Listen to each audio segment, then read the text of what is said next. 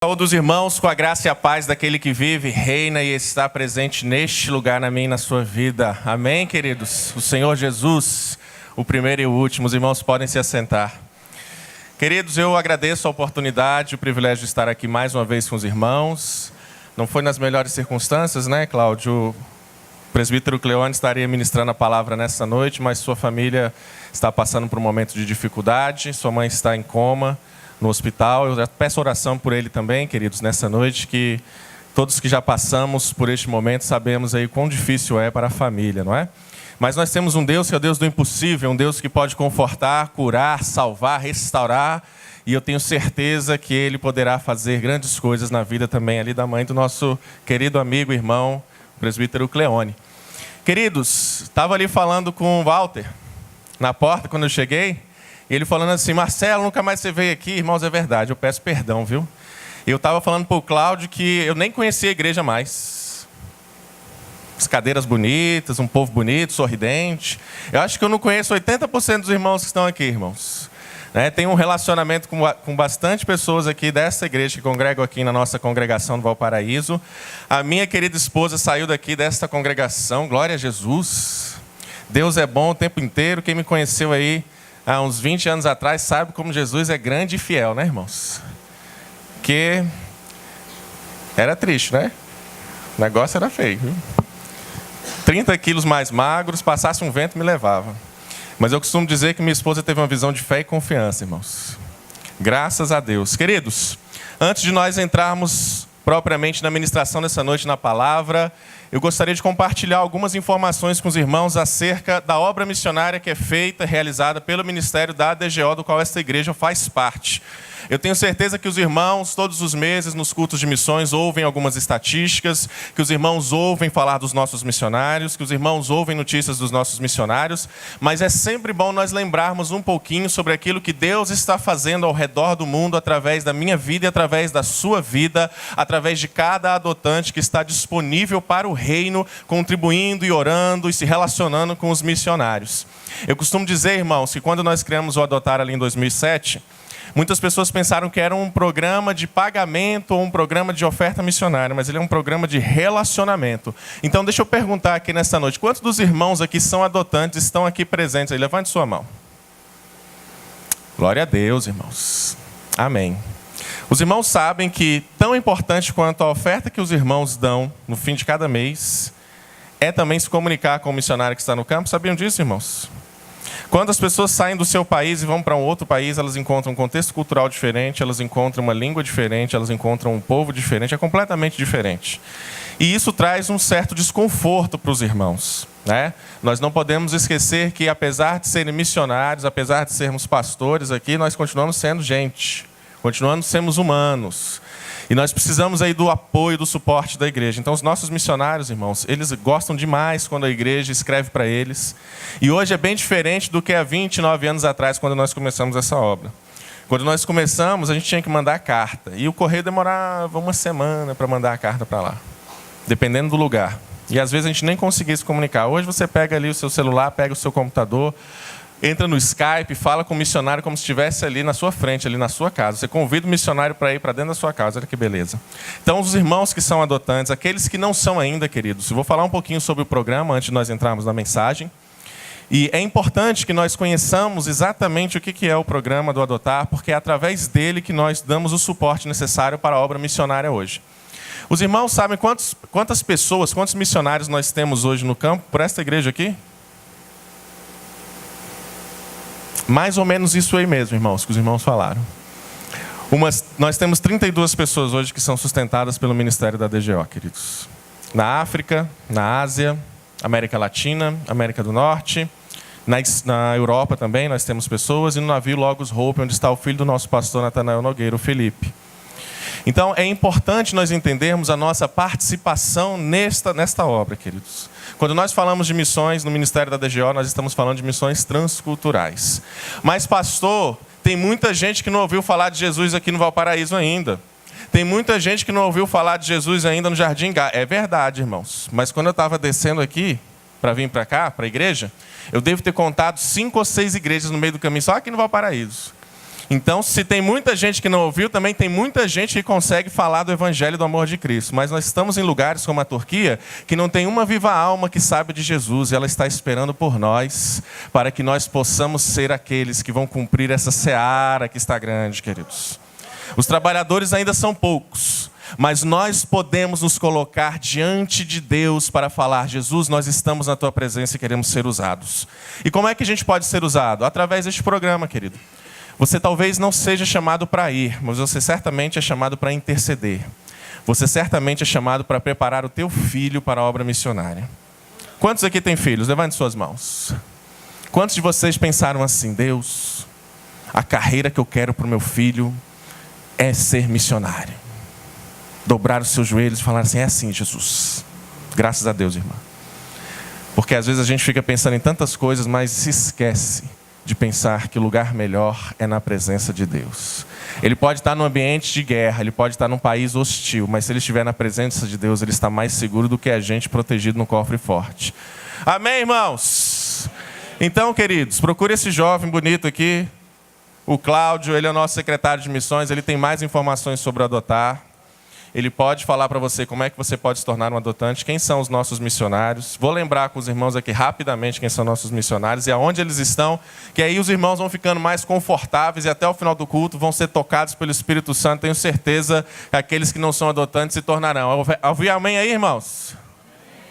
Ok, tudo bem. Culto de missões é assim mesmo. A gente vai confrontando, os irmãos vão se ajeitando daqui, se ajeitando de lá. Mas minha oração nessa noite é que o Espírito Santo de Deus incomode profundamente a sua vida, irmão. Glória a Deus. Aleluia. Bom, vamos lá. Nós temos a irmã Béria no México. Ela está lá na província de Oaxaca. Obrigado, querido. Está na província de Oaxaca, no meio de um povo que ainda não conhece a Cristo.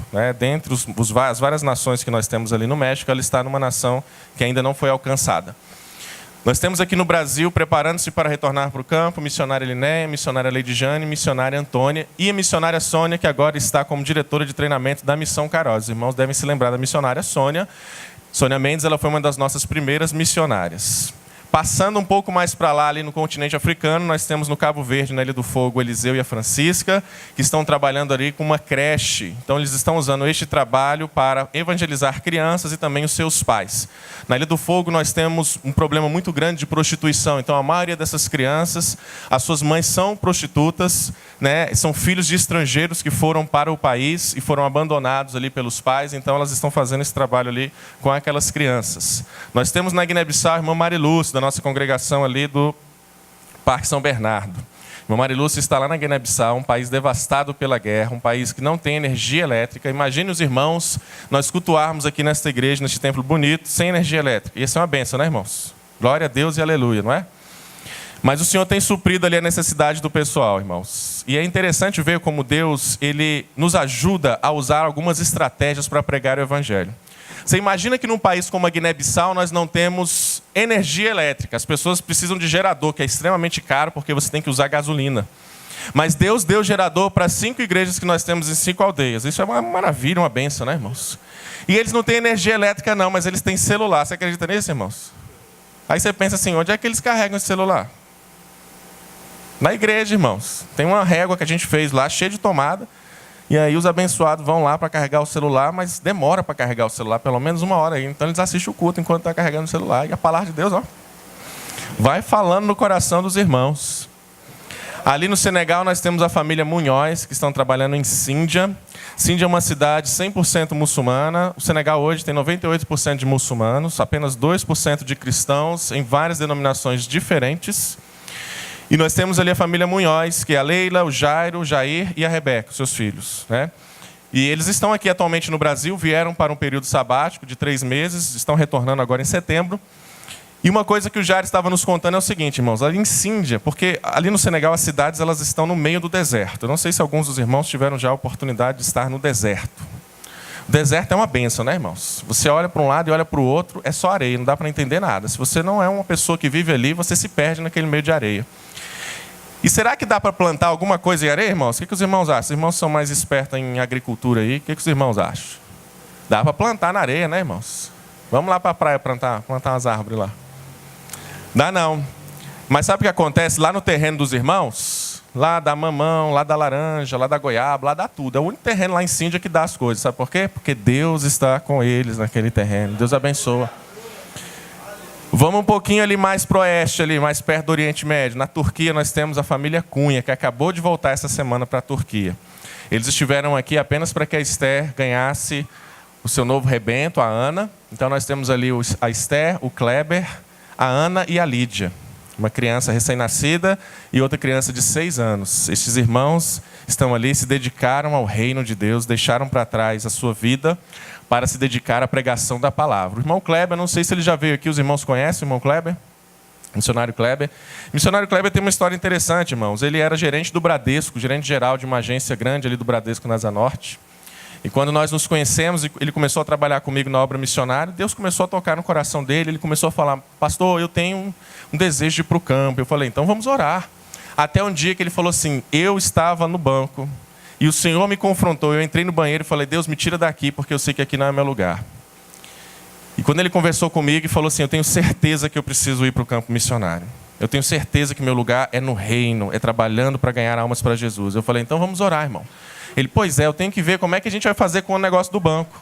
Falei, uai, vamos orar para Jesus mandar você embora, né? Vamos orar para Jesus te demitir, porque aí você já sai com os direitos tudo. Eita glória, né, irmãos? Eu estava falando com ele no telefone, uma colega do banco, eu trabalho na Caixa, falou bem, eu comecei a sorrir, falar alegremente, assim, ela, o que foi que aconteceu? Eu falei, é porque um colega meu acabou de ser mandado embora. Eita bênção. Ela olhou assim, achou esquisito, falou, mas o que é isso? Não, é porque ele vai para o campo missionário, a gente estava orando para Deus mandar ele embora. E Deus mandou. Irmãos, quando Deus quer operar a sua obra, não existe impossíveis para Deus, não existe nada que o Senhor não possa fazer através da minha vida e da sua vida, se Ele estiver nas mãos do Senhor.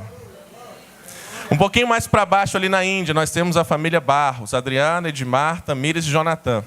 E os irmãos sabem, né? Nem sempre o filho de missionário é. Às vezes acontece. O chamado é de cada um. Os filhos da Adriana e do Edmar nasceram no campo, nasceram nas Filipinas, são falantes de língua inglesa, têm uma dificuldade enorme aqui no Brasil para escrever em português, porque eles realmente foram alfabetizados em inglês. Mas a Tamires, recentemente, ela foi para Jocum e ela se decidiu, eu quero ser missionária, e eu quero fazer medicina para servir a Deus no campo missionário. Isso é uma bênção, irmãos. Ore por essa família ali na Índia, né? E depois de ela ir para o treinamento, né, ela esteve ali recentemente agora nos Estados Unidos fazendo treinamento na missão Jocum. E aí sortearam um lugar para onde é que ela vai fazer o prático. Imagine só, irmãos, na Índia. Que coincidência, né? Deus é bom o tempo todo, irmãos. O tempo todo. Glória a Deus. Queridos, esses são os nossos missionários. Nós temos o Felipe ainda no navio Logos Hope. Ele vai voltar no ano que vem porque ele quer se casar. E aí depois que ele se casar, a gente vai decidir aí com ele para onde é que ele vai, né? O missionário sozinho é mais complicado, né, irmãos? Mas olha só que bênção, irmãs e irmãos, jovens, vocês que estão aqui nessa noite, quero dizer para vocês, Jesus casa missionário no campo, viu? Dê um glória a Deus aí, jovem. Se você está pensando assim, eita, eu não achei ainda minha varoa, meu varão, venha para o campo missionário que Jesus vai providenciar um para você. Um abençoado, cheio de glória. Eu ouvi um amém, jovens? Ouvi não, né? Tá bom. Ok. Irmãos, hoje o mundo tem 7 bilhões de pessoas, somente 27% deles são cristãos, metade deles são cristãos nominais. Os irmãos sabem o que é um cristão nominal? Os irmãos já devem ter um vizinho, alguém, até que talvez esteja presente aqui nessa igreja nessa noite, que falou bem assim, qual é a sua religião? E a pessoa responde, eu sou católico não praticante. Já viram isso, irmãos? Tem uma nova modalidade que está crescendo nos nossos dias aqui no Brasil, chamado o evangélico não praticante. Eu ouvi isso um dia na faculdade. O evangélico não praticante. Eu não conheço isso, irmãos. Se os irmãos souberem me dizer aí o que é um evangélico não praticante, por favor, me expliquem no final do culto, porque para mim um evangélico não praticante é alguém que não serve a Deus, certo? Que é o que a palavra de Deus diz, né? Olha, aquele que é ouvinte da palavra, mas não pratica, é semelhante a um homem que vai para frente do espelho e quando ele sai, esqueceu da sua face. Então eu não sei o que é essa abominação não, irmãos. Mas assim, existe isso também. Isso é um cristão nominal, irmãos. É alguém que diz, eu sou cristão, mas de verdade ele não segue a fé. Ele não segue os princípios da fé, ele não segue a palavra, ele não está cheio do Espírito Santo. Ele tem uma religião, mas não tem um relacionamento com Deus. Eu quero dizer para você nessa noite que o Senhor não está interessado em religiosos. O Senhor está interessado em pessoas que queiram ter um relacionamento íntimo com Ele. O Senhor está interessado em pessoas que queiram dizer: Senhor, eis-me aqui, eu me prostro aos seus pés. O Senhor está interessado em pessoas que levantam as suas mãos para adorar a Ele em espírito e em verdade, cujos lábios professam o seu nome, não somente na igreja, mas lá fora no mundo, onde é o campo missionário. É nesses que o Senhor está interessado, queridos. E é justamente por conta disso que nós fazemos missões, queridos. Nós temos hoje 4.400 línguas no mundo que não possuem nenhuma tradução da Bíblia, nem sequer uma palavra. Onde estão aqueles que irão traduzir a Bíblia aí para essas 4.400 línguas? Irmãos, eu digo a vocês a resposta. A resposta, eles estão aqui nessa noite, no meio de nós aqui, no meio de vocês aí, irmãos. Talvez você tenha falado assim: o Senhor me deu uma bolsa para ir para a faculdade. Eu estava orando, eu não tinha condições de pagar a faculdade, o Senhor me deu uma bolsa, e agora eu vou fazer letras em inglês, letras alguma coisa. Eita Jesus, o Senhor me deu essa bolsa, mas eu não queria essa bolsa não, o que eu queria era fazer publicidade. Meu irmão, você orou errado, irmão. Você não estava orando falando: Jesus, me abençoa com a faculdade. Não estava não, irmão? Se você estava orando assim, Jesus fez certinho, é você que estava pensando errado. Deus quer usar você com a profissão que você tem no campo missionário, irmãos. Não importa se seja um advogado, um professor, um médico. Quer uma coisa interessante? A Francisca está ali. Agora ela está numa creche, mas ela ficou 5 anos no Senegal tomando conta do posto de saúde que nós temos lá. Mas a Francisca não é técnica em enfermagem, não. A Francisca não é médica, a Francisca não é dentista, a Francisca não é enfermeira. Sabe o que a Francisca é, irmãs? Professora, pedagoga. Em contrapartida, a Mariluz estava lá, tomando conta das escolas lá que a gente tem lá na Guiné-Bissau. Sendo diretora de uma escola. Através dessa escola, os filhos dos muçulmanos vão para lá, irmãos. Sabe o que é lindo? Quando a gente entra na sala, as crianças todas ficam de pé, filhos de muçulmanos. E eles falam um versículo da Bíblia. Chega lá, eles falam assim: o Senhor é meu pastor e nada me faltará. Salmo 23, versículo 1. Seja bem-vindo à nossa classe. Olha que beleza. Daqui a 10 anos são essas crianças que vão evangelizar aquele país. Só que tem um detalhe, irmãos. A Marilúcia é técnica em enfermagem. Então Jesus trocou as bolas, não foi? Porque Jesus te usa aonde você estiver, do jeito que Ele quiser. Ele faz a diferença na sua vida. Isso, irmãos, é a obra missionária. Isso é a beleza da obra missionária. Tem muitas outras coisas que nós poderíamos falar nessa noite ainda sobre estatística, mas eu vou deixar para depois, porque senão os irmãos não vão querer me ouvir da próxima vez. Amém, irmãos? E aí eu vou trazer outras notícias para os irmãos. Mas agora os irmãos já sabem o nome dos nossos missionários, aonde eles estão e como é que você pode orar por eles. Esqueci da família do pastor Fábio, lá na Espanha. Eles estão na Espanha trabalhando com a formação de obreiros para o mundo muçulmano. O nosso alvo, o alvo desta igreja, o alvo deste ministério é alcançar os países da janela 10 por 40, queridos. Que é a região do mundo onde estão os países mais pobres e as nações menos evangelizadas. Quando o Senhor Jesus falou para os seus discípulos: portanto, ide, fazei discípulos de todas as nações, Ele não estava falando de países, Ele não estava falando da Inglaterra, dos Estados Unidos, da Turquia, da Argélia. Não, Ele não estava falando de países. Até porque naquela época nem países existiam. Jesus estava falando do grego etnos, que quer dizer grupo de povos. Um grupo de povo é a menor unidade populacional onde as pessoas falam a mesma língua, têm a mesma cultura, os mesmos costumes, onde não existem barreiras para a pregação do evangelho. Então o Senhor disse: portanto, ide, fazei discípulos de todos os grupos de povos. São 9.000 aproximadamente, irmão. Só que no Brasil nós temos 300 povos diferentes. São 300 nações diferentes dentro do nosso país. Que nações são essas, pastor? Ué, irmãos, nós temos aí só de povos indígenas aproximadamente 100 nações diferentes, não alcançados.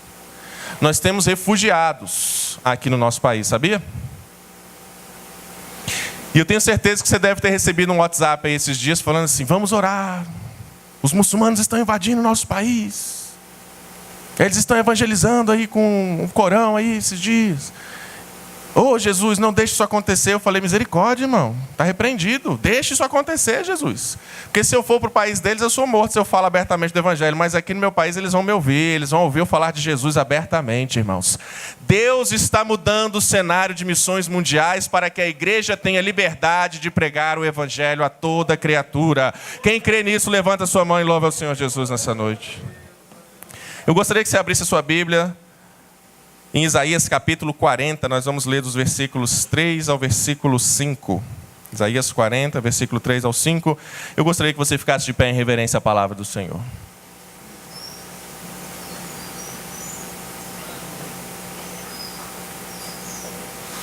Isaías 40, 3 a 5.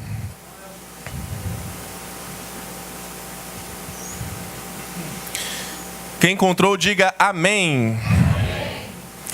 Diz assim a palavra do Senhor: voz do que clama no deserto, preparai o caminho do Senhor, endireitai no ermo vereda ao nosso Deus. Todo vale será aterrado e nivelados todos os montes e outeiros. O que é tortuoso será retificado e os lugares escabrosos aplanados. A glória do Senhor se manifestará e toda a carne a verá, pois a boca do Senhor o disse. E amém. Os irmãos podem se assentar.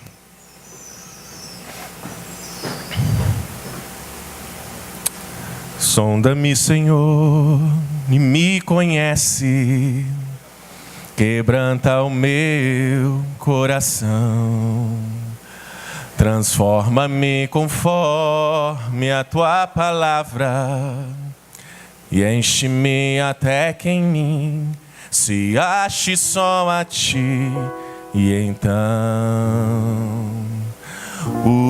usa-me, Senhor, usa-me como um farol que brilha à noite, como ponte sobre as águas, como abrigo no deserto, como flecha que acerta o alvo. Eu quero ser usado da maneira que te agrade, em qualquer hora e em qualquer lugar. Eis aqui a minha vida, usa-me, Senhor. Amém. Eu sempre canto essa música antes do sermão missionário, que aí os irmãos se comprometem antes de ouvirem a palavra, irmãos. É uma bênção. Glória a Deus. E agora que você pediu para ser usado da maneira que agrade ao Senhor, em qualquer lugar, em qualquer hora, vamos ouvir o que o Senhor tem a dizer para nós, queridos. O Evangelho de Deus e a Palavra de Deus e a história do povo de Deus é uma história de peregrinos numa terra estranha.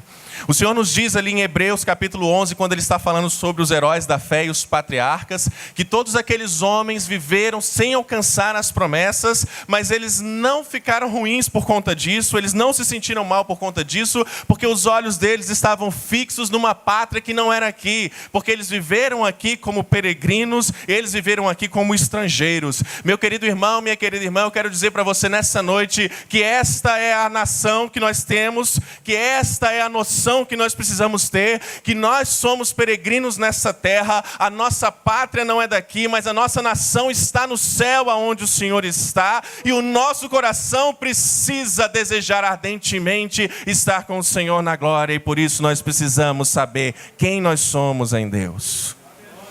Quando nós olhamos para a história do povo de Israel, nós vemos a história de um povo peregrino. Quando o Senhor resolveu chamar para si um povo que era seu, a primeira coisa que Ele falou foi: Abraão, sai da tua terra, da casa dos teus pais e vai para um lugar que eu te mostrarei. Quando o Senhor quis usar Moisés para libertar o povo de Israel, ele precisou sair do Egito para ter um momento com Deus no deserto, e quando ele voltou para guiar o povo por uma peregrinação de 40 anos até chegarem na terra prometida. Sabe, meus irmãos, por que é difícil falar de missões e por que é difícil trabalhar com missões na igreja? igreja, não é apenas porque missões confrontam o nosso coração para nós sairmos da nossa zona de conforto. É porque missões nos lembra exatamente quem nós somos ou quem nós deveríamos ser na presença de Deus. Quando nós olhamos para a história do povo de Israel, eles não entenderam isso nos primeiros anos. Nós vemos um povo que ficou mais de 200 anos escravizado sob a tutela de Faraó. Um povo que enquanto estava sendo chicoteado, enquanto estava sendo escravizado, enquanto estava sendo maltratado, ele clamava: liberta-nos, Senhor, nós precisamos de Ti, porque o Senhor se esqueceu de nós, porque o Senhor não está ouvindo a nossa oração. E talvez você, irmão, na sua casa, talvez você, minha irmã, no círculo de oração, esteja colocando os seus joelhos dobrados diante do Senhor e falando: Senhor, porque o Senhor se esqueceu de mim, parece que o céu está de bronze e a minha oração não está chegando lá, parece que o Senhor não está ouvindo a minha voz. Mas eu quero dizer uma coisa para você nessa noite, meu irmão. A palavra de Deus diz que muitas vezes nós pedimos e não recebemos porque nós pedimos mal para esbanjar nos nossos próprios deleites. A palavra de Deus nos garante que se nós estivermos nele e ele estiver em nós e nós estivermos na sua palavra, nós podemos pedir aquilo que nós quisermos e nos será feito. Mas acontece que o nosso coração precisa desejar as coisas celestiais e não as coisas deste mundo.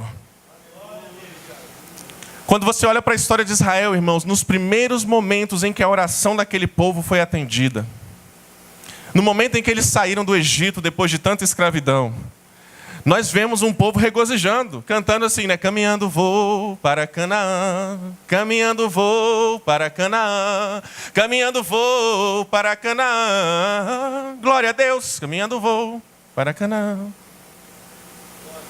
Quem dera, né, irmão, se fosse assim, né? Eles viram o exército vindo atrás e falaram: ih, lá no Egito eu tinha pepino, lá no Egito eu tinha carne, trouxe eu para aqui para quê? Para morrer na frente desse mar. Aí Jesus faz o quê? Abre o mar, eles passam e fala com a palavra de autoridade. Sabe aquelas que sacode a assembleia assim, ó: esses egípcios que vocês veem hoje nunca mais tornareis a ver, porque o Senhor pelejará por vós e vos calareis. Aí os irmãos: eita glória, né? Glória a Jesus. Aí uns minutos depois o que acontece? Não tem água. E lá no Egito tinha água. Vim para cá para morrer no meio desse deserto. Aí Jesus tira a água de uma pedra, irmãos. Imagina o que é isso. Visualiza aí, irmão, na sua mente. Água de uma pedra. Já ficou sem água em casa? Reclamando da Saneago, né? Manda da pedra, Jesus. Aí, estão andando, né? Caminhando vou para Canaã. No meio do caminho, o que acontece? Ah, eu estou com fome, mas lá no Egito eu tinha pepino. Aí Jesus manda o maná, um pãozinho assim, ó. Olha como Jesus é perfeito, irmãos. Ele fala bem assim: eu vou mandar todo dia.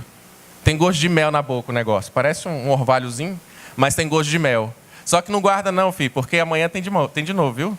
Porque é assim que o Senhor Jesus nos ensinou a orar, irmãos. O pão nosso de cada dia dá-nos hoje. E amanhã você ora de novo. O pão nosso de cada dia nos dá. Eu não preciso ter em abundância não, porque o meu Deus já é abundante em abençoar cada um de nós. A Bíblia diz que aonde o pecado abundou, superabundou a graça, queridos. Todo dia tinha um pãozinho ali com gosto de mel. O pão de mel aí, ó. Foi Jesus que inventou o pão de mel. Aí o que o povo falou? Lá no Egito tinha carne. Irmão, se a gente for continuar contando, vocês vão ver que é desse jeito, né? Aí você olha para a sua vida e fala assim: Jesus, eu estou orando aqui. Ih, Jesus, o vizinho ali, o ímpio, tem um carro novo, eu não. Ih, Jesus, ó, o vizinho ali, o ímpio, foi promovido no trabalho, eu não. Ih, Jesus, ó, o vizinho ali ímpio tem mais dinheiro que eu não. Irmãos, a primeira coisa que nós precisamos entender quando nós olhamos para esta palavra aqui é que nós precisamos saber exatamente qual é o nosso papel enquanto peregrinos. E eu quero dizer para você nessa noite, irmãos, a história não está com você no centro. A história da humanidade, a história de Deus para o povo, ela está com Deus no centro. E o meu papel é ser apenas uma voz que clama no deserto. E sabe, irmãos, quando nós olhamos para esse capítulo 40 de Isaías, essa voz não tem nome, essa voz não tem timbre. Eu não sei se é homem, se é mulher. Eu não sei se essa voz é uma voz mais grave ou se é uma voz mais aguda. Essa voz não tem nome. Sabe por quê? Porque a voz não importa, o que importa é a mensagem que a voz está trazendo. E da mesma forma, queridos, a voz que nós somos, ela precisa levar uma mensagem de salvação para aqueles que estão perdidos. Do contrário, nenhum deles vai conhecer o Deus verdadeiro que eu e você servimos nesta noite. Nenhum deles vai ter oportunidade de estar reunido num lugar como esse, levantar as mãos e dizer, eu sou livre, porque eles ainda não ouviram falar do amor de Deus. E é minha responsabilidade e sua responsabilidade fazer isso. Existe um problema, irmãos, quando o mensageiro deixa de entender que ele é apenas um mensageiro e ele quer se colocar num lugar enganoso. Ele quer se colocar num lugar que não é o dele. Os irmãos se lembram de Geazi, também conhecido como Geazi, o abençoado? Lembram dele, irmãos? O que aconteceu com Geazi, o servo de Eliseu? Ele era para ser só um mensageiro, estava ali servindo o profeta. De repente veio Naamã. Tinha ouvido falar através de uma menina abençoada. Aquela menina foi colocada por Deus ali. Olha a história missionária desde o Velho Testamento. E ela falou, olha, lá na minha terra tem um homem de Deus. Se você for a ele, ele vai falar o que você precisa fazer e você vai ser curado. Isso é convicção, irmãos. Isso é ser um mensageiro. Nós não conhecemos o nome daquela menina. Nós não sabemos o que aconteceu com ela depois disso. Nós nem sabemos como ela foi parar ali naquele lugar. Mas nós sabemos o seguinte, é que ela entendeu qual era o seu papel e aproveitou a oportunidade para levar uma mensagem de salvação àquele homem. E aquele homem foi curado, aquele homem foi liberto. E certamente aquele homem conheceu o Deus verdadeiro. Do contrário, Geazi não entendeu qual era o lugar dele, irmãos. Naamã quis oferecer algum ouro, alguma prata, alguma coisa ali para o profeta Eliseu. Eliseu não quis nada. E aí o mensageiro, quando ele não entende o que é o papel dele, irmãos, ele começa a fazer bobagem. Ele começa a meter os pés pelas mãos, pensando assim, isso aqui é uma forma de Deus nos abençoar. Sabe quando você vê aquele negócio ali, ó? Tipo um oásis no meio do deserto, pensando, eita, isso aqui é Jesus. Isso aqui só pode ser Deus. Já aconteceu isso, irmãos? Está ali, ó, tudo seco, você fala assim, eita, que isso aqui é Jesus. Você está tão concentrado em você mesmo, nos pepinos,